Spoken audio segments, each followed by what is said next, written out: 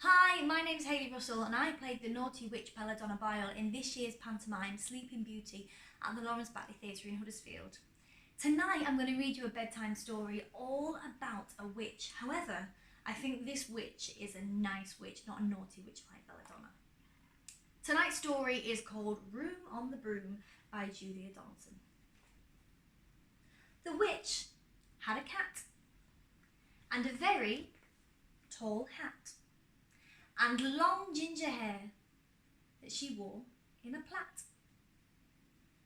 How the cat purred and how the witch grinned as they sat on their broomstick and flew through the wind. But how the witch wailed and how the cat spat when the wind blew so wildly it blew off her hat. Oh dear. Down! Cried the witch, and they flew to the ground. They searched for the hat, but no hat could be found. Then out of the bushes, on thundering paws, there bounded a dog with the hat in his jaws. He dropped it politely, and then eagerly said, as the witch pulled the hat firmly down on her head, I'm a dog, as keen as can be. Is there room on the broom for a dog like me? Yes, cried the witch, and the dog clambered on. The witch tapped the broomstick, and whoosh, they were gone.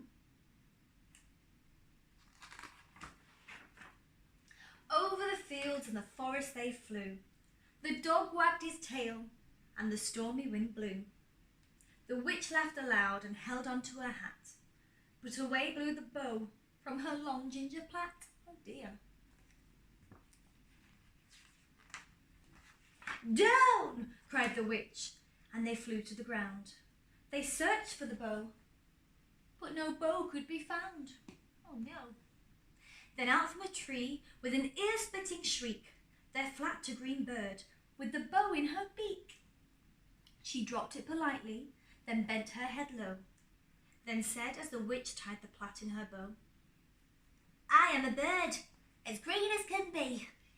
Is there room on the broom for a bird like me? Yes, cried the witch, so the bird fluttered on. The witch tapped the broomstick, and whoosh, they were gone.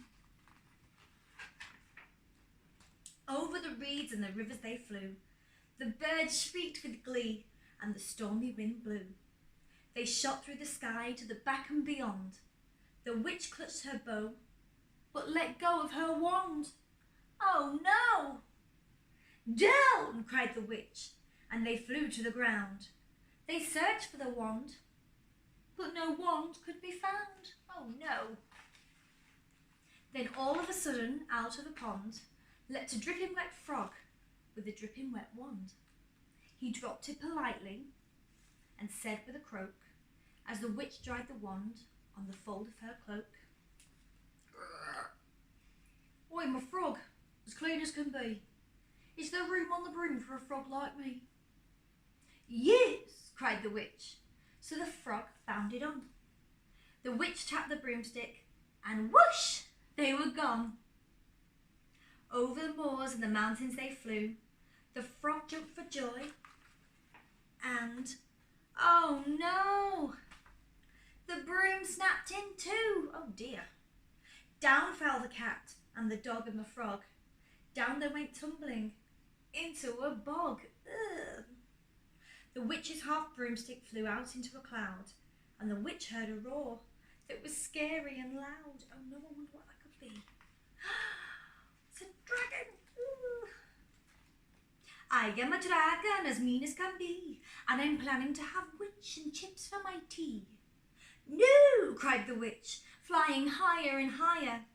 The dragon flew after her, breathing out fire. Oh no. Help! Cried the witch, flying down into the ground. She looked all around, but no help could be found. Oh dear.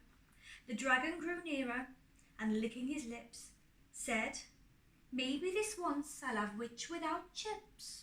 Oh dear. But just as he planned to begin on his feast, from out of the ditch rose a horrible beast. Oh, there it is. Oh, no, that could be. It was tall, dark and sticky, and feathered and furred. It had 4 frightful heads. It had wings like a bird. That sounds familiar. And its terrible voice, when it started to speak, was a yowl and a growl and a croak and a shriek. Does sound familiar, that, doesn't it? It dripped and it squelched as it strode from the ditch, and it said to the dragon, "Buzz off, that's my witch." The dragon drew back and he started to shake. "I'm sorry," he spluttered. "I made a mistake. It's nice to have met you, but now I must fly." And he spread out his wings and was off through the sky. Then down flew the bird and down jumped the frog.